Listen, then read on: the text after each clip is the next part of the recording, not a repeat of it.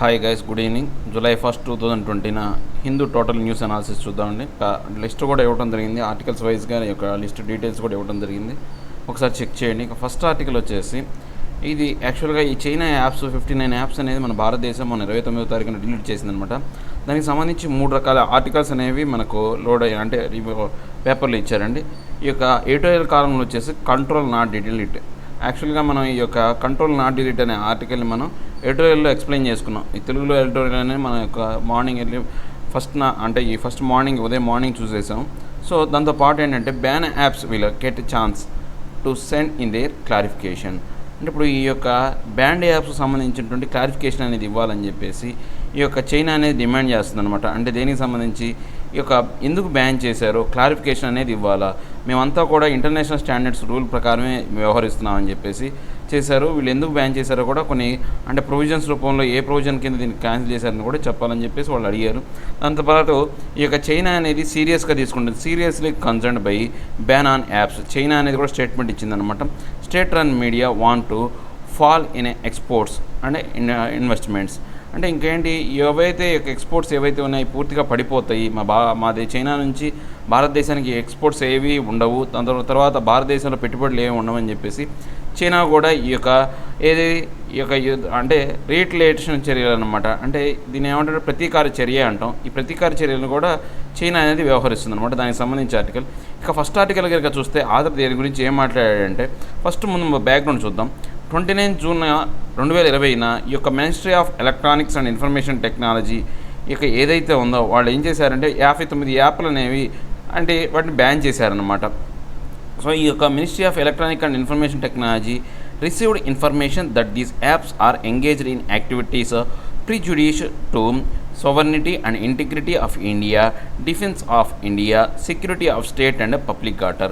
అంటే ఈ యొక్క ministry of electronics and information technology వాళ్ళకి ఏం ఇన్ఫర్మేషన్ వచ్చింది అంటే ఈ యొక్క యాప్స్ ఏవైతే ఉన్నాయో పూర్తిగా ఈ యొక్క మన భారతదేశ సోవర్నిటీని దెబ్బతీసే విధంగాను, ఇంటిగ్రిటీని దెబ్బతీసే విధంగాను, దాంతోపాటు ఈ యొక్క భారతదేశం యొక్క రక్షణ వ్యవస్థను దెబ్బతీసి తర్వాత సెక్యూరిటీ స్టేట్స్ యొక్క సెక్యూరిటీని, పబ్లిక్ ఆర్డర్ని కూడా దెబ్బతీసే విధంగా ఉందని చెప్పేసి వీళ్ళు ఆ యొక్క కారణం చూపి ఈ యొక్క యాప్స్ అనే వాటిని పూర్తిగా బ్యాన్ చేశారనమాట. Complaints about misuse of some mobile apps available on Android and iOS platforms for stealing and surreptitiously transmitting users' data in an unauthorized manner to servers located outside India. So ఇప్పుడు వీళ్ళు ఏంటి, ఈ యొక్క కొన్ని apps ఏం చేస్తున్నాయంటే ఈ Android OS కావచ్చు, లేకపోతే ఈ యొక్క ఐఫోన్లో వాడే ఐఓఎస్ కావచ్చు, ఈ 2 ఓఎస్లను ఉపయోగించి ఈ ప్లాట్ఫామ్ను ఉపయోగించి వాళ్ళు ఏవైతే డేటా ఏదైతే ఉందో ఆ డేటాను అనాథరైజ్డ్గా అంటే దేశ ప్రజల యొక్క డేటా మొత్తాన్ని కూడా అవుట్ సైడ్ ఇండియా లొకేషన్లో ఉన్నటువంటి సర్వర్లు అనే వాటికి వీళ్ళు అందజేస్తున్నారన్నమాట. India cyber crime coordination centre MHA recommended for blocking such malicious apps. So ఇలాంటి ప్రమాదకరమైనటువంటి ఈ యాప్స్ ఏవైతే ఉన్నాయో వాటిని బ్లాక్ చేయాలని చెప్పేసి ఈ యొక్క ఇండియాకు సంబంధించినటువంటి సైబర్ క్రైమ్ తర్వాత మినిస్టర్ ఆఫ్ హోమ్ అఫైర్స్ వీళ్ళు కూడా ప్రపోజ్ చేశారనమాట. Representations from citizens regarding security of data and risk to privacy. So దీనికి ఏంటి చెప్పారంటే ఈ యొక్క డేటా సెక్యూరిటీ ఒక ప్రాబ్లం, తర్వాత ప్రైవసీ గోప్యత అనే దానికి ప్రమాదం వాటిల్లే విధంగా ఈ యాప్స్ వ్యవహరిస్తున్నాయని చెప్పారనమాట. Ministry decided to disallow the usage of certain apps used in both mobile and non mobile internet enabled devices. So ఇప్పుడు ఈ యొక్క ఏదైతే ఈ మినిస్ట్రీ చెప్పిందో ఈ యాప్స్ ఏవైతే ఉన్నాయో మొబైల్లోనే కాకుండా నాన్ మొబైల్స్ అనమాట, ల్యాప్టాప్స్ కావచ్చు, కంప్యూటర్స్ కావచ్చు, అంటే ఇంటర్నెట్ అవకాశం ఉన్నటువంటి ఏవైతే డివైసెస్ ఉంటాయో ఆ డివైసెస్లో కూడా ఇవి రాకుండా చూసే విధంగా చర్యలు తీసుకున్నారనమాట. Issue banned apps mostly linked to China companies. ఇక్కడ సమస్య ఏంటి అంటే ఏవైతే బ్యాన్ చేశారో 59 కంపెనీలు మొత్తం కూడా మోస్ట్లీ కాదు అన్ని కంపెనీలు కూడా చైనాకు సంబంధించినవి. TikTok, UC browser, share it, wide user base in India, more than 100 million monthly active users each. So ఇప్పుడు మనకు భారతదేశంలో ఈ టిక్ టాక్ కావచ్చు, యూసీ బ్రౌజర్ కావచ్చు, షేర్ ఇట్ అనేది చాలా వరకు అనమాట బాగా భారతదేశంలో ఎక్కువగా వాడుతున్నటువంటి యాప్స్ అనమాట. ఒక 100 మిలియన్ల మంది అంటే మంత్లీ యొక్క డౌన్లోడ్స్ కావచ్చు, ఆపరేషన్స్ అనేవి జరుగుతుంటాయి అనమాట. యాక్చువల్గా ఇప్పుడు ఇంటర్నేషనల్ ఏవైతే ఈ యొక్క ఇంటర్నెట్ ఇన్ఫర్మేషన్ టెక్నాలజీకి సంబంధించినటువంటి ఒక డేటా ప్రకారం డిసెంబర్ 2009 వరకు మనం లెక్కలో చూసుకుంటే, డిసెంబర్ 2019 వరకు లెక్క చూసుకుంటే ఈ యొక్క టిక్ టాక్ యాప్ను వాడిన వాళ్ళు మన భారతదేశం ఫస్ట్ ఉందన్నమాట. ఆ ఫస్ట్ కూడా ఎలా ఉంది అంటే ఈ యొక్క భారతదేశం వాడిన ఈ యొక్క మొత్తం యూసేజ్ టైం మన భారతీయ పౌరులు మొత్తం యూజ్ చేసిన టిక్టాక్ ఆ సమయం చూసుకుంటే కనుక మన భారతదేశం తర్వాత 11 కంట్రీస్ ఏవైతే ఉన్నాయో ఆ 11 కంట్రీస్ ఒక సంవత్సర కాలంలో వాడిన యూసేజ్ టైంని మన భారతదేశం ఒక్కటే వాడిందనమాట. సో అంత వైడ్గా యూజ్ చేస్తున్న యాప్స్ అనమాట. టిక్టాక్ అనేది చాలా ఫేమస్ యాప్ అనమాట మన ఇండియాలో. సో అంత హైవీగా అంటే మన భారతదేశ ప్రజలు టిక్టాక్ మీద అంత ఆధారపడుతున్నారు, ఎంత టైం వేస్ట్ చేస్తున్నారో కూడా మనం దీని ద్వారా చెప్పొచ్చు అనమాట. సో దీనివల్ల ఏమవుతుంది, ఆ యొక్క ఆ కంపెనీలకి వాటి యొక్క ఆదాయం కోల్పోతున్నారనమాట. సో ఇప్పుడు దీన్ని బ్యాన్ చేయడం వల్ల ఏవైతే Chinese companies ministry has banned the apps by invoking the power under the section 1969A of information technology act 2000 and relevant provisions of the information technology procedure and safeguards for a blocking of access of information by public rules 2019. So ఇప్పుడు మన యొక్క ministry అనేవాళ్ళు ఏదైనా సరే ఒక యాప్ని ban చేయాలంటే దానికి ఒక సెక్షన్ అనేది ఉంటుందన్నమాట. ఇది ఏ సెక్షన్ కింద అంటే 69A of information technology act 2000. ఇది చాలా ఇంపార్టెంట్, ఇది మనం గుర్తుపెట్టుకోవాలి. ఇది చాలా ఇప్పుడు వివాదాస్పద అంశం కాబట్టి ఇలాంటి మనకు అడిగే అవకాశం ఉంటుందన్నమాట. So provisions of information technology safeguarding for blocking of access of information by rules 2019లో ఏర్పాటు చేసినటువంటి ఈ రూల్స్ ప్రకారం బ్లాక్ చేసే అవకాశాన్ని ఇచ్చిందనమాట. Apps removed by respective companies intermediaries from the download platforms. అంటే ఇప్పుడు ఈ యొక్క ఏవైతే యాప్స్ ఉన్నాయో ఆ యొక్క కంపెనీస్ ఏవైతే ఉన్నాయో అంటే ఇప్పుడు మన గూగుల్ ప్లే స్టోర్ కావచ్చు, లేకపోతే ఈ యొక్క ఐఫోన్ ప్లే స్టోర్ కావచ్చు, ఏవైతే నేను వాటిలోంచి డిలీట్ చేశారు ఈ డౌన్లోడ్ చేసుకోకుండా. Companies are invited to meet with concern government stockholders for an opportunity to respond and submit clarification. So ఇప్పుడు కంపెనీస్ అనేవి ఇప్పుడు ఇన్వైట్ చేశారనమాట, ఏది క్లారిఫికేషన్ ఇవ్వడానికి, స్టాక్ హోల్డర్ సంబంధించి క్లారిఫికేషన్ ఇవ్వడానికి. సో దీంట్లో మనం 69Aలో ఉన్నటువంటి ఇన్ఫర్మేషన్ ఏంటో చూద్దాం. Power to issue directions for blocking for public access of any information through any computer resources. అంటే కంప్యూటర్ రిసోర్సెస్ సంబంధించినటువంటి ఎనీ ఇన్ఫర్మేషన్ అయినా కానీ బ్లాక్ చేసే అధికారం అనేది దీని ద్వారా ఇవ్వబడడం అనేది జరుగుతుంది అనమాట. సో దీని వరుసగా క్లాజులు కూడా ఇచ్చారు, ఒకసారి చెక్ చేయండి. Next editorial. ఇప్పుడు ఈ ఎడిటోరియల్లో ఇచ్చిన దాని ప్రకారం యొక్క ఆథర్ ఏం చెప్తున్నాడో చూద్దాం. ఫర్ డేటా సెక్యూరిటీ అండ్ అది ఇప్పుడు దాకా మనం మాట్లాడుకుంది బ్యాక్గ్రౌండ్. ఇప్పుడు మనం editorial for data security and privacy need strong. ఎప్పుడు కూడా మనం డేటా సెక్యూరిటీకి సంబంధించి ఈ యొక్క గోప్యతకు సంబంధించి ఎప్పుడు కూడా మనం బలంగా ఉండాలన్నమాట. Action on apps and it's companies wider user base in India. So ఈ యొక్క యాప్స్ ఏవైతే ఈ యాక్షన్స్ తీసుకున్నారో ఆ యాక్షన్ తీసుకున్న యాప్స్ అన్నీ కూడా మన భారతదేశంలో ఎక్కువగా అంటే వాడుకలో ఉన్నటువంటి యాప్స్ అన్నమాట. Strong action more strictly regulating apps and ensuring there company compliance with the law. So ఇప్పుడు స్ట్రాంగ్ యాక్షన్స్ ఉండాలన్నమాట. అంటే మనకు వాటిని రెగ్యులేట్ చేయడానికి, యాప్స్ రెగ్యులేట్ చేయడానికి దాంట్లో వచ్చే ఏవైతే సమస్యలు అనేవి అంటే చట్టబద్ధంగా వాటిని అంటే వాటి యొక్క సమస్యలు తీర్చడానికి సంబంధించి కూడా వీళ్ళు కఠినమైన చర్యలు తీసుకోవాలన్నమాట. Others view government out rightly banned blocked apps. ఇప్పుడు గవర్నమెంట్ అనేది ఏం చేసిందంటే అవుట్ రైట్లీ అంటే బ్యాన్ చేసింది, బ్లాక్ చేసింది. అంటే అలా బ్లాక్ చేయకూడదని చెప్తున్నాడు ఆధార్. అందుకే దాన్ని చెప్పడం కంట్రోల్ నాట్ బ్లాక్ అని చెప్పేసి మనకు టైటిల్ కూడా పెట్టాడు అనమాట. Government has done the right thing but for the wrong reason banning the apps citing national security reason.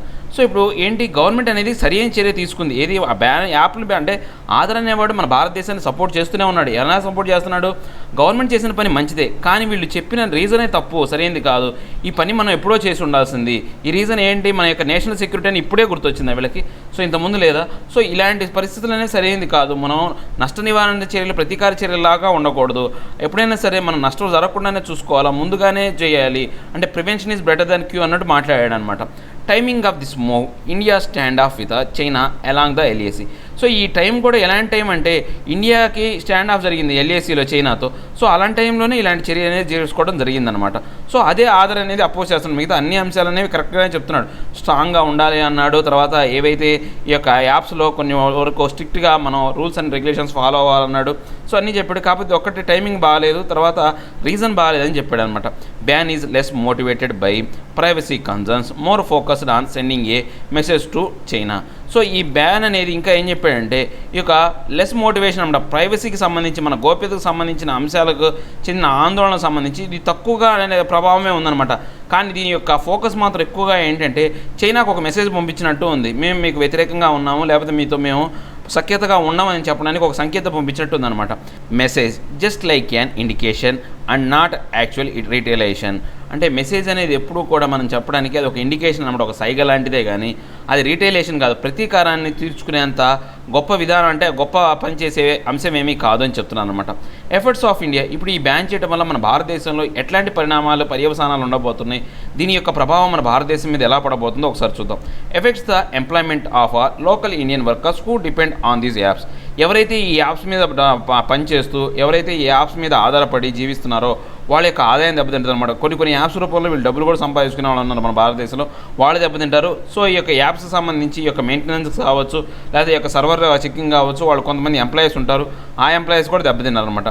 Indian economy will be affected if China retaliates critical and strategically sensitive Indian sectors are dependent on Chinese goods. అంటే ఇప్పుడు ఒకవేళ ఈ యొక్క India economy అనేది బాగా దెబ్బతింటుంది అనమాట. ఒకవేళ చైనా అనేది రీటైలేట్స్ అంటే ఏంటంటే ప్రతీకార చర్య తీర్చుకోవాలని చెప్పేసి భారతదేశానికి సంబంధించినటువంటి కొన్ని ముఖ్యమైనటువంటి తర్వాత స్ట్రాటజికల్గా సెన్సిటివ్ అయినటువంటి కొన్ని ఐటమ్స్ ఏవైతే ఉన్నాయో, ఫార్మాసిటికల్ కావచ్చు, లేకపోతే ఈ యొక్క ఎలక్ట్రానిక్స్ సంబంధించి కావచ్చు, సెమీ కండక్టర్కి సంబంధించినవి కావచ్చు, ఆల్రెడీ ఈ యొక్క అన్ని చెప్పాడు ఆ యొక్క కంట్రోల్ నాట్ డిలీట్ అని చెప్పేసి ఆర్టికల్ ఇవన్నీ చెప్పారనమాట. సో ఫార్మాసిటికల్, సెమీ కండక్టర్స్, ముఖ్యంగా ఎలక్ట్రానిక్స్ ఐటమ్స్, తర్వాత సెల్ ఫోన్స్, టీవీలు, దాంతోపాటు ఇంకా ఏంటి అంటే ముఖ్యంగా మనం చెప్పుకుంటే ఆల్రెడీ 4G టెక్నాలజీలో ఈ యొక్క చైనా యొక్క ప్రోద్బలం ఉంది మన దేశంలో. 5G టెక్నాలజీలో కూడా వాళ్ళ యొక్క షాడోస్ అనేవి మన భారతదేశంలో ఉన్నాయి. ఇలాంటి అంశాలే కనుక అది కనుక ప్రతీకారం తీర్చుకుంటే మనం చాలా నష్టపోతాం అనమాట. Next example, Indian drug makers heavily dependent on China for active pharmaceutical ingredients. మన భారతదేశంలో ఈ యొక్క డ్రగ్ మేకర్స్ ఎవరైతే ఉన్నారో వాళ్ళు ఎక్కువగా ఈ యొక్క ఫార్మాసిటికల్ ఇంగ్రీడియంట్స్ మీద వాళ్ళు ఆధారపడుతున్నారు చైనాకు సంబంధించిన దాంట్లో. ముఖ్యంగా మనం ఇది మలేరియాకి సంబంధించిన హైడ్రోక్లోరోక్విన్ ఏదైతే ఈ యొక్క ట్యాబ్లెట్ కూడా ఆ యొక్క దానికి సంబంధించిన ఇంగ్రీడియంట్ అనేది కూడా మనం చైనా నుంచే దిగుమతి చేసుకున్నాం. ఆ ట్యాబ్లెట్ అనేది కోవిడ్-19 ప్రభావవంతంగా పనిచేస్తుంది అనుకున్న సమయంలో దాని యొక్క మూల పదార్థం అనేది ఎక్కడి నుంచి దిగుమతి చేసుకున్నాం అంటే చైనా నుంచే దిగుమతి చేసుకున్నామంట. సో ఇలాంటి ఎన్నో సెన్సిటివ్ ప్రొడక్ట్స్ అనేవి మనం చైనా నుంచి దిగుమతి చేసుకుంటున్నాం అనమాట. 2/3 of the total imports of bulk drug intermediaries from China. అంటే మన భారతదేశంలో మొత్తం 100% డ్రగ్స్లో 2/3 అనేది మన చైనా నుంచి ఆ డ్రగ్స్ ఇంపోర్ట్స్ అనేవి చైనా నుంచే జరుగుతున్నాయి అనమాట. 2018-19 67.56% అనేది ఈ యొక్క డ్రగ్ యొక్క ఇంపోర్ట్ అనేది జరిగిందనమాట. Telecom sector, China serves to A majority of smart phone demand in India. Already మనం చెప్పుకున్నాం ఈ టెలికామ్ సెక్టార్లో చైనా అనేది చాలా ప్రభావవంతంగా ఉందన్నమాట మన భారతదేశంలో. Chinese vendors are involved in India's 4G and network అయిన ఆన్గోయింగ్ 5G ట్రయల్స్. 5G ట్రయల్స్లో 4Gలోనే కాకుండా 5Gలో కూడా వాళ్ళ యొక్క ప్రభావం ఉందన్నమాట మన ఇండియా మీద. Effect on China. ఇప్పుడు మన భారతదేశం దీనివల్ల నష్టం చూస్తున్నాం. ఇప్పుడు చైనాకు ఎలాంటి నష్టం జరుగుతుందో చూద్దాం. Apps together estimated to have over 500 million monthly active users in India. Ban may have a significant impact on the Chinese films. So ఆ యొక్క యాప్కు సంబంధించి మంత్లీ ఒక 500 మిలియన్ల మంది అనేవాళ్ళు 500 మిలియన్ల మంది చూస్తున్నారు అంటే అసలు చాలా అనమాట. 50 కోట్ల మంది పైన చూస్తున్నారు కాబట్టి సో 50 కోట్ల మంది రోజు చూస్తే మంత్లీ చూస్తారనమాట. సో దానివల్ల ఆ సంస్థలు ఏవైతే ఉన్నాయో పూర్తిగా దెబ్బతింటాయి అనమాట.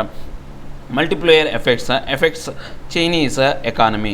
సో దీనివల్ల ఏమవుతుందంటే ఈ మల్టీప్లేయర్ ఎఫెక్ట్స్ ప్రకారం చైనీస్ ఎకానమీ అనేది తీవ్రంగా దెబ్బతింటుంది అనమాట. Ban created fear that similar implication could be followed by other countries bigger threat to the Chinese economy. So ఇప్పుడు బ్యాన్ ఏమైంది, ఈ బ్యాన్ వల్ల ఏం చేస్తుందంటే ప్రపంచ దేశాలన్నీ ఏవి కంపెనీలు కూడా ఆ చైనాకు ఎటువంటి యాప్లకు సంబంధించి వాళ్ళు ఎటువంటి ఆర్డర్ అనేవి ఇవ్వరు అనమాట. ఎందుకని చైనా తయారు చేసిన ఏవైనా ఆ ప్రోడక్ట్ని బ్యాన్ చేస్తారనే భయంతో మిగతా కంపెనీల నుంచి వచ్చే ఆదాయం కూడా ఈ చైనా అనేది కోల్పోతుంది అనమాట. సో ఇలాంటి ఎఫెక్ట్స్ అనేది చైనా మీద పడతాయి అనమాట. Next, seriously concerned by ban on apps China. ఇది చైనాకు సంబంధించి ఇందాక మనం చూసిన ఆర్టికల్. ఇప్పుడు చూద్దాం చైనీస్ రెస్పాన్స్. సీరియస్లీ కన్సర్న్డ్, దీన్ని మేము చాలా తీవ్రంగా ఆందోళనగా తీసుకుంటాము.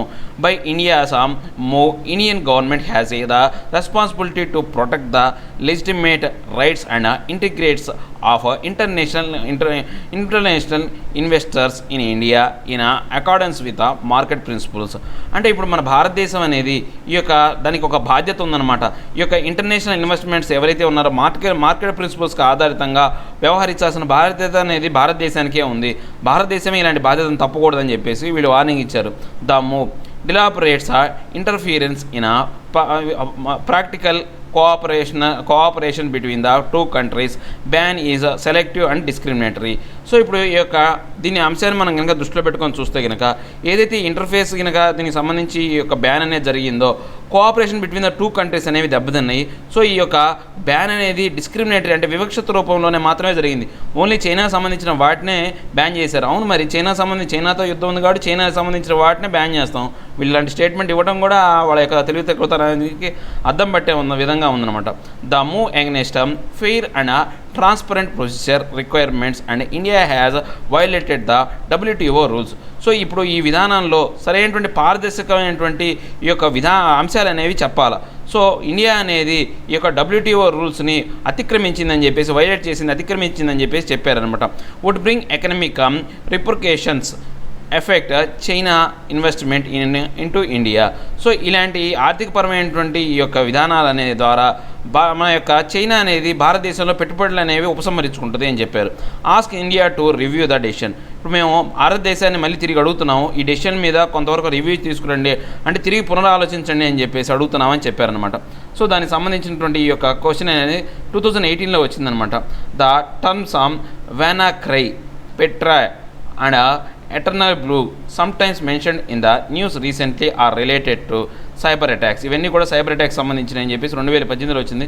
సో ఇప్పుడు మనకి ఈ యాప్స్ ఉన్నాయి కదా, ఆ యాప్స్లో కొన్ని తెలియని యాప్స్ ఉంటాయి, నాన్ ఫేమస్ యాప్స్. వాటి పేర్లు ఇచ్చి ఇవి మధ్యకాలంలో ఫేమస్ అయినాయి, వాటి దేనికి సంబంధించినవి అంటాడు. సో ఇక్కడ మొబైల్ అప్లికేషన్స్ అంటారు ఆప్షన్ అనేది. సో అది చూసుకోవాలి. సో ఆ 15 యాప్స్ అనేవి మనం ఒకసారి చెక్ చేసుకోవాలి.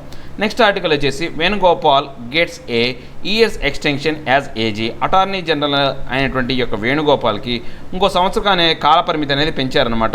సో ఈ యొక్క దీనికి సంబంధించిన ఆర్టికల్ అండి. సో మనం దీని గురించి తెలుసుకోబోయే ముందు మనం దీంట్లో ఉన్నటువంటి అటార్నీ జనరల్ అనే అంటే ఆ యొక్క పదవి గురించి మనం బాగా తెలుసుకోవాలి. అటార్నీ జనరల్ యొక్క ఉపయోగాలు ఏంటి, ఆయన యొక్క కాల పరిమితి ఎంత, అవన్నీ కూడా ఈ యొక్క ఆర్టికల్ ద్వారా మనం తెలుసుకుందాం. News. Union government has extended the term of KK Venugopal as attorney general AG for 1 year. So ఇప్పుడు యూనియన్ గవర్నమెంట్ ఏదైతే ఉందో కేంద్ర ప్రభుత్వం అనేది ఈ యొక్క అటార్నీ జనరల్ అయినటువంటి కేకే వేణుగోపాల్ని ఇంకో సంవత్సర కాలం పరిమితి ఆయన యొక్క ఉద్యోగంలో కాల పరిమితి ఇచ్చినట్టు వీళ్ళు చెప్పారనమాట. ఈ యొక్క అటార్నీ జనరల్ అనేది ఆర్టికల్ 76 ఆఫ్ ద కాన్స్టిట్యూషన్ కింద ఈ యొక్క అటార్నీ జనరల్ అనే ఒక పదవి అనేది ఉందన్నమాట. సో ఇప్పుడు అటార్నీ జనరల్కి ఈ యొక్క ఆ పదవిని అలంకరించాలంటే ఆయన సుప్రీంకోర్టు జడ్జికి కావాల్సిన అర్హతలు అనేవి ఉండాలి. సుప్రీంకోర్టు జడ్జికి కావాల్సిన అర్హతలు ఏంటి? ఏ సిటిజన్ ఆఫ్ ఇండియా, భారతదేశ పౌరుడే ఉండాలా, has been a high court judge for 5 years. అతను 5 సంవత్సరాల పాటు హైకోర్టు జడ్జిగా తన యొక్క విధులను నిర్వర్తించుండాలా, లేదా అన్నాడు ఇక్కడ. సో లేదా advocate in HC for at least 10 years. So లేదా ఈ యొక్క హైకోర్టులో ఒక న్యాయవాదిగా ఒక 10 సంవత్సరాల కాలం పాటు ఆయన యొక్క విధులను నిర్వహించి ఉండాలి. సో ఇక్కడ అయితేనేమో జడ్జి అయితేనేమో 5 ఏళ్ళే, న్యాయాధికారి అయితేనేమో ఒక 5 సంవత్సరాలు మాత్రమే. ఈ యొక్క న్యాయవాదిగా మాత్రం 10 సంవత్సరాలు మాత్రం పనిచేయాలి. ఎక్కడ 2 హైకోర్టులోనే చేయాలన్నమాట. ఏ లేదా అలా కాకుండా మూడో ఎగ్జామ్షన్ ఏంటంటే a distinguished jurist in the opinion of president.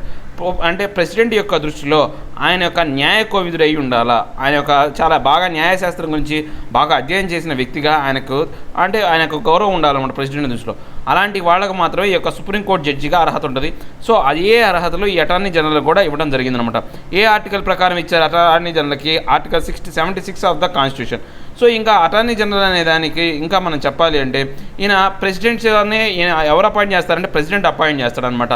So ఎవరైతే క్వాలిఫికేషన్స్ ఉంటాయో ఈ యొక్క సుప్రీంకోర్టు యొక్క క్వాలిఫికేషన్స్ ఏవైతే ఉంటాయో అతన్ని అటార్నీ జనరల్గా ప్రెసిడెంట్ ఎలక్ట్ చేస్తాడనమాట, ఆయన నియమిస్తాడు.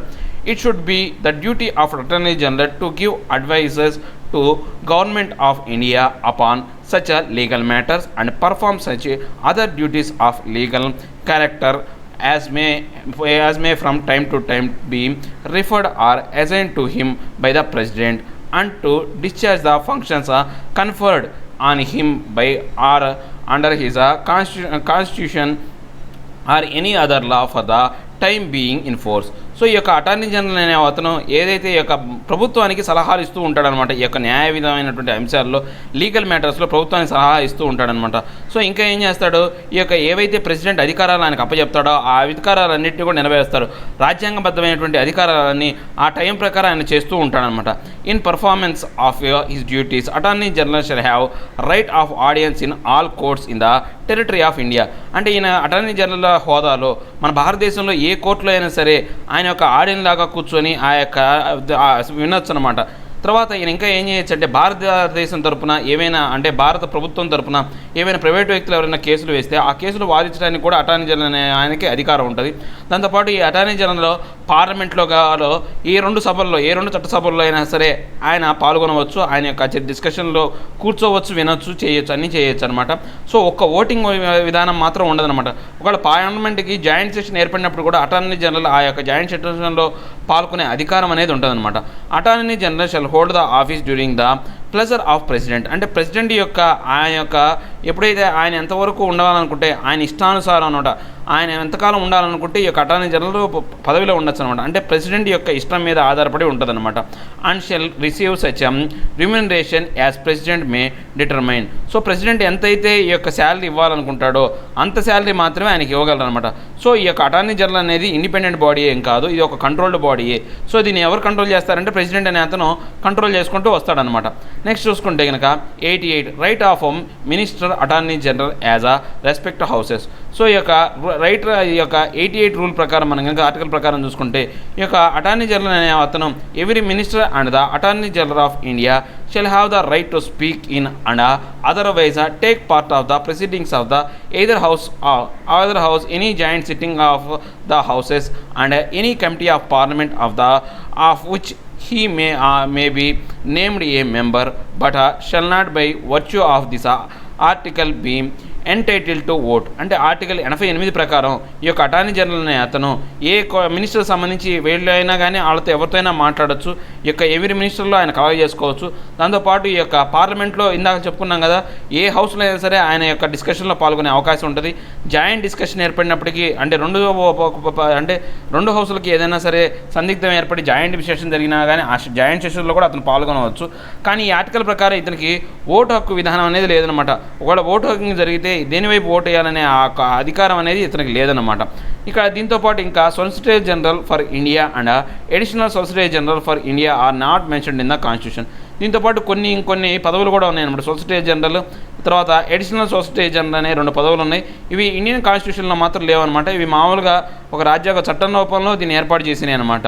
Assist AG and represent government in legal matters. వీళ్ళు ఏం చేస్తారంటే ఈ యొక్క ఏజీకి అటార్నీ జనరల్కి వాళ్ళు అసిస్టెన్స్గా ఉంటారనమాట. ఆయనకి ఏమైనా సలహాలు ఇవ్వడానికి అసిస్టెన్స్గా ఉంటారు. సో ఈ యొక్క లీగల్ మ్యాటర్స్ సంబంధించి గవర్నమెంట్ లీగల్ మ్యాటర్స్ సంబంధించి law officer conditions of service rules 1987 ప్రకారం ఈయన యొక్క సర్వీస్ రూల్స్ కండిషన్స్ ఎలా ఉంటే చూద్దాం. Term of law office AG SG and ASG 3 years and eligible for appointment. అంటే ఇప్పుడు ఈ యొక్క ఏజీ కావచ్చు, ఎస్జీ కావచ్చు, ఏఎస్జీ అంటే ఏజీ అంటే అటార్నీ జనరల్, ఎస్జీ అంటే సొలిసిటర్ జనరల్, ఏఎస్జీ అంటే అడిషనల్ సొలిసిటర్ జనరల్. వీళ్ళ యొక్క ముగ్గురు యొక్క కాల పరిమితి అనేది 3 సంవత్సరాలు మాత్రమే. కానీ వీళ్ళని అదే వ్యక్తుల్ని రీఅపాయింట్ చేయొచ్చు అనమాట. Attorney general and solicitor general head quarters New Delhi. Attorney జనరల్కి సొలిసిటర్ జనరల్కి వాళ్ళ యొక్క హెడ్ క్వార్టర్స్ ఎక్కడ ఉంటుంది అంటే న్యూఢిల్లీలో ఉందన్నమాట. Next duties of law officers. వీళ్ళ యొక్క డ్యూటీస్ చూద్దాం. To give advice to the government of India in legal matters. ఇందాక మనం చెప్పుకున్నాం లీగల్ మ్యాటర్స్లో ఇండియాకి సంబంధించి వీళ్ళు ఏవైతే సలహాలు అనేవి ఇస్తారన్నమాట. To appear in the supreme court or in any high court on behalf of the government in cases in which the government is part or interested. So భారతదేశానికి సంబంధించినటువంటి ఈ యొక్క గవర్నమెంట్ సంబంధించి ఏ కేసులో అయినా కానీ హైకోర్టులో సుప్రీంకోర్టులో వీళ్ళు పాలు పంచుకొని వాదించే అధికారం అనేది ఆయనకు ఉంటుంది అటార్నీ జనరల్కి.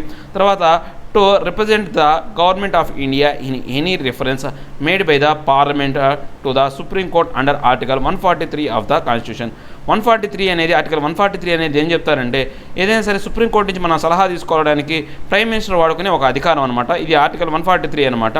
సో దీని ప్రకారం ఏదైతే ప్రెసిడెంట్కి ఏవైతే సలహా ఇవ్వడం అనేది జరుగుతుందో సుప్రీంకోర్టు అనేది దాంట్లో ఈ యొక్క అటార్నీ జనరల్ యొక్క భాగస్వామ్యం ఉంటుందండి. అంటే మీడియేషన్ అనేది ఆయనే ఉంటుందన్నమాట.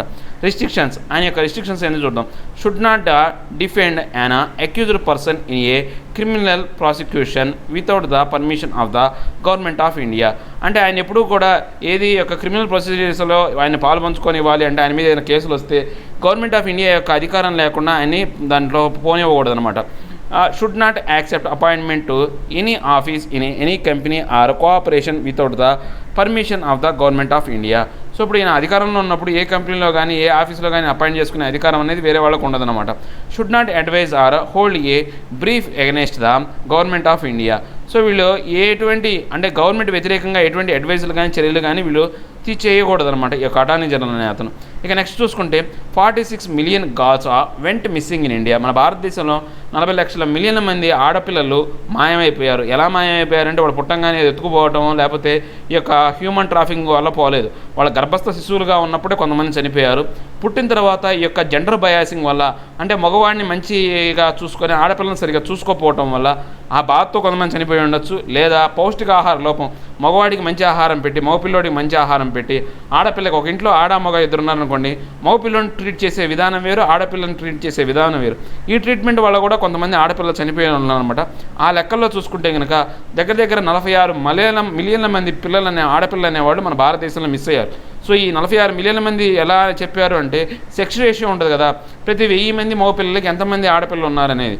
సో దాని లెక్క ప్రకారం మనం 46 లక్షల మంది మిలియన్ ఆడపిల్లలు మిస్ అయితే రేపు రాబోయే కాలంలో పెళ్ళిళ్ళు ఎలా చేసుకోవాలా, ఈ మగపిల్లలకి ఈ యొక్క ఈక్వల్ రేషియో ఉంటేనే కదా మనం మ్యారేజెస్ అనేవి సరిగా జరిగేది. సో దానివల్ల ఏమవుతుందంటే రాబోయే కాలంలో చైల్డ్ మ్యారేజెస్ పెరుగుతాయి అనమాట.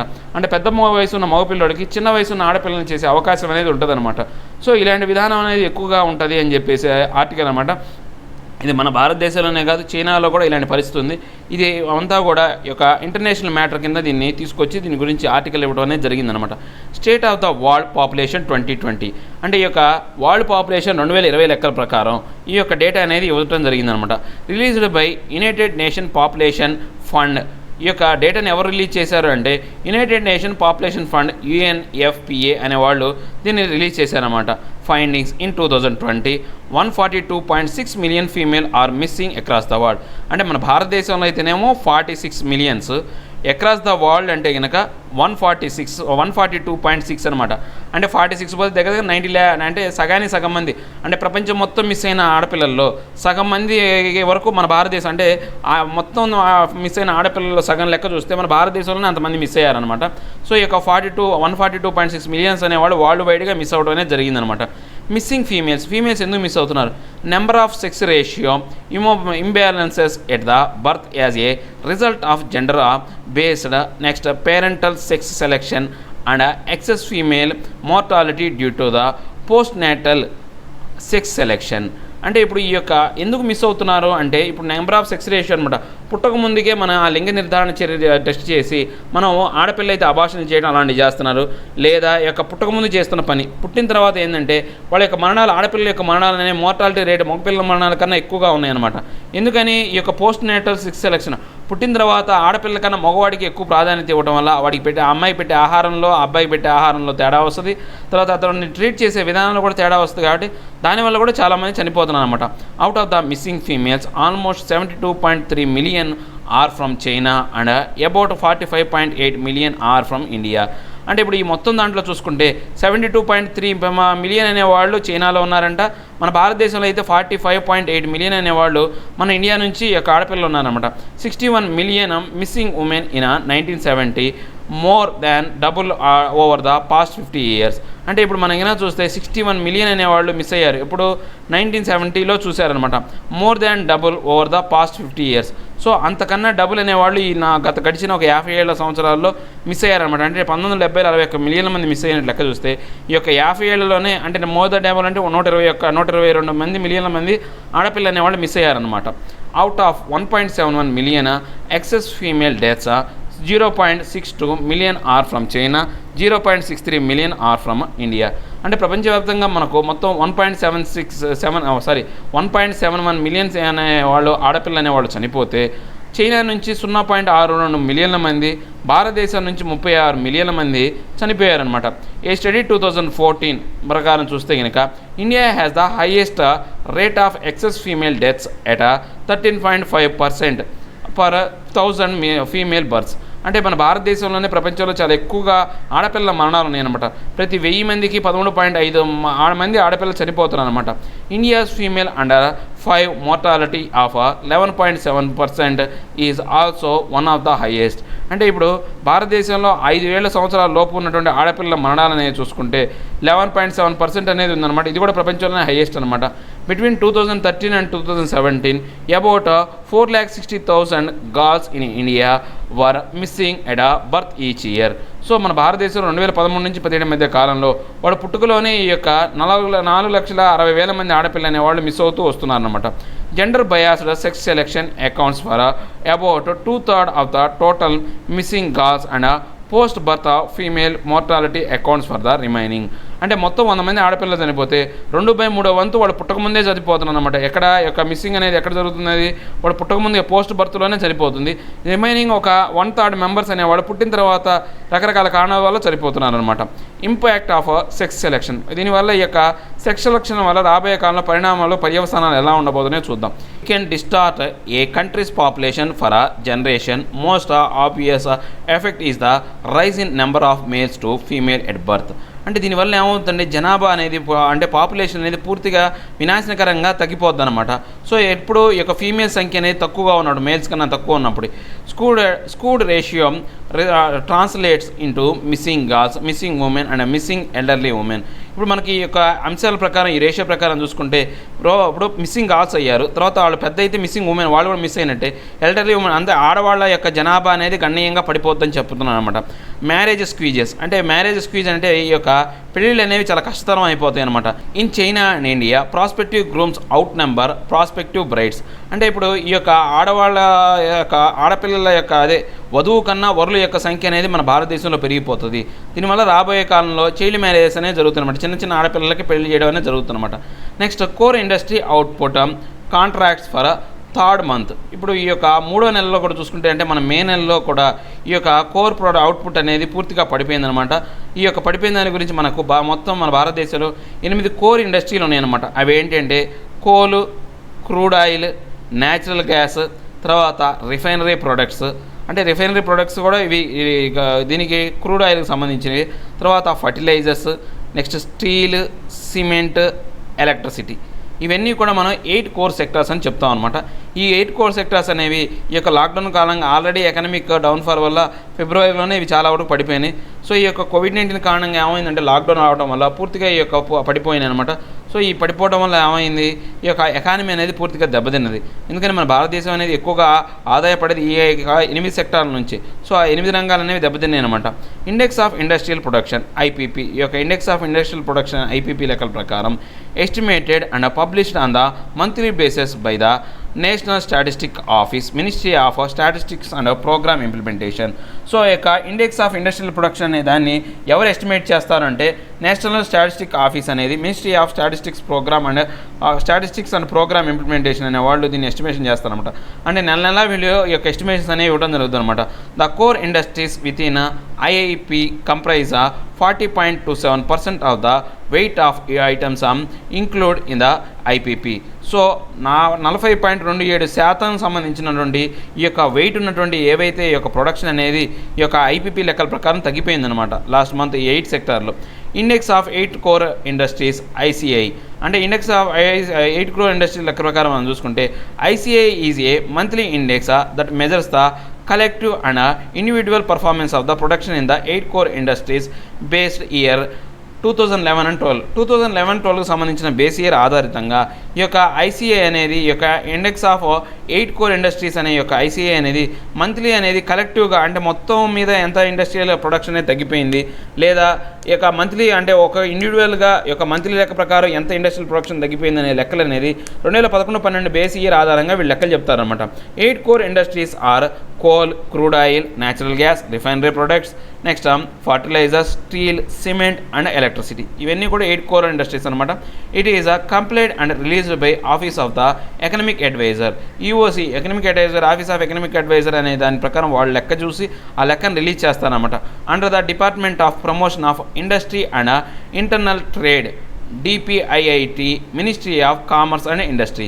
సో ఇక్కడ చూడాలి ఈ యొక్క ఇండెక్స్ ఇచ్చేది ఎవరు, index of 8 core industries ICI అనేది ఎవరు ఇస్తారంటే ఏ డిపార్ట్మెంట్కి ఇస్తారు, ఇండస్ట్రీ అండ్ ఇంటర్నేషనల్ ట్రేడ్ అక్కడ ఐఐటి కింద, తర్వాత ministry of commerce and industry. ఇక్కడ వచ్చేసరికి ఈ యొక్క ministry of statistics and programme implementation, ఈ రెండింటిలో డిఫరెన్స్ ఉంది, ఇవి గుర్తుపెట్టుకోవాలి మనం.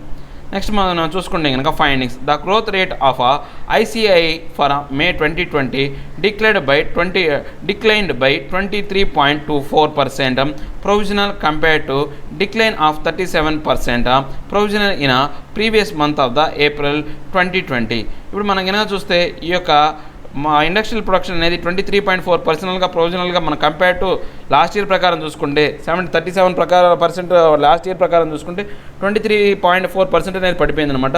ఇక లాస్ట్ మంత్తో చూసుకుంటే 37% అనేది పడిపోయింది అనమాట. Next fertiliser witness a growth of 7.5% in May 2020 over May 2019. Other core industries witnessed decline. ఒక ఫర్టిలైజర్ కంపెనీ మాత్రం ఇండస్ట్రీ మాత్రమే 7.5% అనేది గ్రోత్ అనేది చూపించింది. మిగతా అన్నీ కూడా అది తిరోగమనంలోనే ఉన్నాయి అనమాట. పురోభివృద్ధి అనేది. Growth in fertiliser industry on going kharif sowing season and the good monsoon received so far. ఈ యొక్క ఫర్టిలైజర్ ఇండస్ట్రీ కూడా ఇంత డెవలప్ అవ్వడానికి కారణం ఏంటంటే ఈ ఖరీఫ్ సీజన్ రావడం ఒకటి. సో ఈ యొక్క మాన్సూన్ కూడా సకాలంలో కురవడం వల్ల ఈ యొక్క ఫర్టిలైజర్ ఇండస్ట్రీ అనేది డెవలప్ అయిందనమాట. Energy sector including oil and gas, coal and petroleum products expected to decline for coming months lack of economic activities and restrictions on daily mobility. So ఈ యొక్క ఆయిల్కి సంబంధించి, గ్యాస్ సంబంధించి, కోలుకు సంబంధించి, ఈ పెట్రోలియం ప్రొడక్ట్స్ సంబంధించి రాబోయే నెలల్లో ఇంకా ఈ యొక్క డిక్లైన్ అనేది ఉంటుందన్నమాట. ఎందుకని రిస్ట్రిక్షన్స్ అనేది ఉన్నదన్నమాట ఈ COVID-19 కారణంగా. సో ఇక్కడ టేబులర్ ఫార్మేట్ కూడా ఇచ్చాడన్నమాట. ఈ న్యాచురల్ గ్యాస్ వీటన్నిటికి సంబంధించినటువంటి ఈ యొక్క వెయిట్ అనేది 2011 బేస్ ఇయర్లో ఎలా ఉంది, 11-12లో ఇప్పుడు ఎలా ఉంది అనేది కూడా ఇచ్చారు. చెక్ చేయండి. ఇక నెక్స్ట్ చూస్తే కనుక free fruit grain scheme till November. ఇప్పుడు ఫ్రీ ఫ్రూట్ గ్రెయిన్ స్కీమ్ అనేది టిల్ నవంబర్ వరకు 80 crore పీపుల్ అనే వాళ్ళకి మన భారతదేశ ప్రధాని ఇస్తాను అని చెప్పాడు అనమాట. దీని కాస్ట్ అనేది 90,000 crores అనేది ఒక మన యొక్క ఆర్థిక భారం అనేది దీనివల్ల ఈ యొక్క ఫ్రీ ప్రొడక్షన్ అంటే డిస్ట్రిబ్యూషన్ వల్ల పడుతుంది అనమాట. ప్రధానమంత్రి గరీబ్ కళ్యాణ్ అన్న యోజన ఇది అన్న యోజన. గరీబ్ కళ్యాణ్ యోజన వేరు, గరీబ్ కళ్యాణ్ అన్న యోజన వేరు. అన్న యోజన అంటే 80 crore పీపుల్కి ఒక పర్ డే అంటే పర్ మంత్ 5 kg వీట్, తర్వాత ఆ రైస్, వీట్ కానీ రైస్ కానీ ఏదో ఒకటి, రెండు మాత్రం ఇయ్యరు. 1 kg of preferred pulses for the free every month. అంటే ఇప్పుడు మన భారతదేశంలో మన ఆంధ్రప్రదేశ్లో అనుకోండి మనకు కందిపప్పు ఇస్తారన్నమాట పల్సెస్ కింద. వేరే రాష్ట్రాల్లో తమిళనాడు అనుకోండి శనగలు ఇస్తారు. సో అక్కడ వేరే నెక్స్ట్ నార్త్ ఈస్టర్న్ స్టేట్లో, తర్వాత ఈ యొక్క నార్త్ ఇండియాలో ఈ యొక్క అంటే శనగలు అనేవి పచ్చి శనగలు అలా ఇస్తూ ఉంటారు అన్నమాట. డిఫరెన్స్ అనేది ఉంటుంది అనమాట. Announced under PM economic relief package. ఇది PM ఎకనామిక్ రిలీఫ్ ప్యాకేజ్ కింద దీన్ని అనౌన్స్ చేయడం జరిగిందనమాట. ఏ సబ్ కాంపోనెంట్ ఆఫ్ ప్రధానమంత్రి గరీబ్ కళ్యాణ్ యోజన ప్యాకేజ్. ఇది గరీబ్ కళ్యాణ్ యోజన ప్యాకేజ్, ప్రధానమంత్రి గరీబ్ కళ్యాణ్ యోజన ప్యాకేజ్లో భాగం అనమాట. ఇది ఒక అందులో ఒక భాగం ఇది. 80 crore పీపుల్ చెప్పాం కదా, 5 kg వీట్ కానీ రైస్ కానీ 1 kg ప్రిఫర్డ్ పల్సెస్ అనేవి ఇవ్వడం జరుగుతుంది అనమాట. In addition to subsidies from food grains provided under the targeted public distribution system. So ఇది ఏంటంటే ఆల్రెడీ పబ్లిక్ డిస్ట్రిబ్యూషన్ సిస్టంలో వస్తూనే ఉంటాయి. దాంతోపాటు అడిషనల్గా ఇవి ఇవ్వడం జరుగుతుంది అనమాట. Extended till the end of the November నెల ఆఖరి వరకు ఇవ్వడం జరుగుతుంది అనమాట. సో దీని యొక్క ఎస్టిమేషన్ కాస్ట్ అనేది 90,000 crores అనేవి ఈ యొక్క భారం అనేది పడుతుంది అనమాట. అక్కడ ఇచ్చేది మాత్రం 80,000 crore పీపుల్కి. ఇప్పుడు మన పడే భారం మాత్రం 90,000 crore. అంటే ఒక్కొక్క కుటుంబం మీద 10,000 రూపాయల భారం వస్తుందో మరి ఏమో. మరి 90,000 అంటే 10,000 కాదు, సో 1,000 రూపాయల దాకా భారం పడుతుంది. ఒక్కొక్క కుటుంబం మీద 1,000 రూపాయలు దీనివల్ల భారం పడుతున్నట్లు ఉందన్నమాట. ప్రధానమంత్రి గరీబ్ కళ్యాణ ప్యాకేజ్ మెజర్స్. అంటే దీని యొక్క ప్యాకేజ్లో ఉన్నటువంటి మెజర్స్ ఏంటో చూద్దాం. ఇప్పుడు మనం కనుక చూస్తే దగ్గర చూస్తే insurance cover of ₹50 lakh per health worker fighting COVID-19. So 50 లక్షల రూపాయలు అనేవి ఈ యొక్క ఎవరైతే ఈ యొక్క COVID-19 వల్ల ఫైట్ చేస్తున్నారో వాళ్ళకి 50 లక్షల రూపాయల ఇన్సూరెన్స్ అనేది ఇవ్వడం జరుగుతుంది అనమాట. ₹500 for 20 crore women Jan Dhan accounts. Jan Dhan ఖాతాల కింద 20 కోట్ల మంది ఆడవాళ్ళకి 500 రూపాయలు అనేది ఇవ్వడం జరుగుతుంది అనమాట. ఇంక్రీజ్ ఇన్ MNREGA అంటే Mahatma Gandhi national rural employment guarantee act కింద ఈ వేజెస్ అనేవి ఈ యొక్క 102 రూపాయలు పెంచడం జరిగిందనమాట. ఏ డే ఫ్రమ్ 182 అంటే 182 రూపాయల నుంచి 202 రూపాయలు అనేది పెంచడం జరిగిందనమాట. Ex gratia of the 1,000 to 3 crore poor senior citizens, poor widows and poor disabled. So ఇప్పుడు ఎక్స్గ్రేషియా వీళ్ళకి సంబంధించి వీళ్ళకి ఎక్స్గ్రేషియా అనేది 1,000 రూపాయలు అనేది 3 కోట్ల మంది సీనియర్ సిటిజన్స్కి, పూర్ విడోస్ అంటే భర్తలు చనిపోయిన వాళ్ళు విడోస్కి, తర్వాత పూర్ డిజేబుల్డ్ అంటే అంగవైకల్యం కలిగిన ఈ పేదలకు అనేది ఇవ్వడం జరుగుతుంది అనమాట. Government front load ₹2,000 paid to farmers in first week of the April under existing PM Kisan Yojana. So ఈ యొక్క గవర్నమెంట్ అనేది ఫ్రంట్ లోడ్ కింద 2,000 రూపీస్ అనేది ఎవరైతే ఈ యొక్క ఫార్మర్స్ ఉన్నారో ఈ యొక్క పిఎం ఎక్స్టెన్షన్ ఏప్రిల్ కింద వాళ్ళకి కిసాన్ యోజన కింద ఒక 2,000 రూపాయలు ఇవ్వడం అనేది జరుగుతుంది అనమాట. To use building and construction workers welfare fund to provide relief to the construction workers. So దీని ప్రకారం ఏంటంటే కన్స్ట్రక్షన్ వర్కర్స్ కూడా రిలీఫ్ ఇవ్వడం అనేది జరుగుతుంది దీని ప్రకారం. సో ఇక మనం ఇంతటితో ఈరోజు డిస్కషన్స్ అనేవి కంప్లీట్ అయిపోయినాయండి. మనం యొక్క క్వశ్చన్స్ అనేవి మనం డిస్కస్ చేద్దాం. Which of the following offices or bodies is mentioned in the constitution of India. ఇప్పుడు ఏవైతే ఇక్కడ ఫాలోయింగ్ కొన్ని ఇచ్చాడు, కాన్స్టిట్యూషన్ ఆఫ్ ఇండియాలో ఏవేవి ఉన్నాయో చూద్దాం. అటార్నీ జనరల్ ఆల్రెడీ మనం ఎప్పుడే చెప్పుకున్నాం, ఆర్టికల్ 76 అని చెప్పాము. తర్వాత యూనియన్ క్యాబినెట్ అనేది మనం చూస్తే కనుక ఆర్టికల్ 352 ప్రకారం రాజ్యాంగంలో ఉంది. ఇది మన కాన్స్టిట్యూషన్లో యొక్క ఆర్టికల్ 352 ప్రకారం ఉంది. నెక్స్ట్ ఆల్రెడీ మనం సొలిసిటర్ జనరల్ అనేది లేదని చెప్పేశాము. ఇందాక మనం ఈ యొక్క ఎక్స్ప్లెనేషన్ అప్పుడే సొలిసిటర్ జనరల్ కానీ అడిషనల్ సొలిసిటర్ జనరల్ అనేవి రాజ్యాంగంలో భాగం కాదు, రాజ్యాంగం చేత నిర్మించబడినవి కాదని. తర్వాత ఈ యొక్క అడ్వకేట్ జనరల్ అనేది కూడా మనం అనేది ఈ యొక్క అడ్వకేట్ జనరల్ అనేది మనం చూస్తే ఆర్టికల్ 165 అనమాట. ఈ యొక్క అడ్వకేట్ జనరల్ ఆఫ్ స్టేట్స్ అనమాట. అంటే అటార్నీ జనరల్ అనేది కేంద్ర ప్రభుత్వానికి ఎలానో ఈ యొక్క అడ్వకేట్ జనరల్ అనేది మనం చూస్తే కనుక రాష్ట్ర ప్రభుత్వానికి అలా అనమాట. సో ఆర్టికల్ 165 అనమాట. సో మనకి ఏవే ఉన్నాయి 1, 2 and 4 అనేవి మనకు ఈ యొక్క కాన్స్టిట్యూషనల్ బాడీస్ అనమాట. సో కాన్స్టిట్యూషన్ ద్వారా ఏర్పడినటువంటి ఆఫీసులు ఇవి. ఇక నెక్స్ట్ క్వశ్చన్ చూస్తే the state of the world population 2020 was released by. Already మనం చెప్పుకున్న ఈ వరల్డ్ పాపులేషన్ సంబంధించి యునైటెడ్ నేషన్ పాపులేషన్ ఫండ్ అనేవాళ్ళు దీన్ని మనం రిలీజ్ చేస్తున్నారని చెప్పాము. తర్వాత the Shein, hello and Likee recently scene in the news. ఈ యొక్క లైకీ అనేది మనకు యాప్, మనకు తెలిసింది ఈ లైకీ యాప్ అనేది మనం చూస్తున్నాం. ఈ హలో యాప్ కూడా మనకు ఈ యొక్క video sharing app. So Shein అనేది కూడా యాపే. సో ఈ 2 యాప్లే కాబట్టి దీని గురించి మనం తెలిపినా పర్లేదు. సో ఇది మొబైల్ అప్లికేషన్. నెక్స్ట్ మనం చూస్తే కనుక which of the following currently described ప్రధానమంత్రి గరీబ్ కళ్యాణ్ యోజన. ప్రధానమంత్రి గరీబ్ కళ్యాణ్ యోజన కింద ఏ స్కీమ్ కింద ఇవ్వడం? ప్రధానమంత్రి గరీబ్ కళ్యాణ్ యోజన అన్నాను, అన్న యోజన అనేది ఇంపార్టెంట్ ఇక్కడ. సో అన్న యోజన కింద తీసుకుంటే మాత్రం మనం ఓన్లీ ఇదే చెప్పాలి. ఏది 5 kg wheat, rice, 1 kg preferred pulse, ఇవన్నీ ప్రధానమంత్రి కళ్యాణ్ యోజన. ఇవన్నీ కూడా కళ్యాణ్ యోజన కిందకి వస్తాయి. అన్న కళ్యాణ్ యోజన అంటే మాత్రం ఇదే C. So C is the right option. C అనేది రైట్ ఆప్షన్ అనమాట. మిగతా 3 కూడా ప్రధానమంత్రి కళ్యాణ్ యోజనలో భాగాలన్నమాట. Next consider the following statement. The index of 8 core industries is released by national statistic office under the ministry of statistics and programme implementation. So ఇది wrong option. ఈ యొక్క ministry of statistical and commerce and ministry of statistics and programme implementation కిందకి రాదు.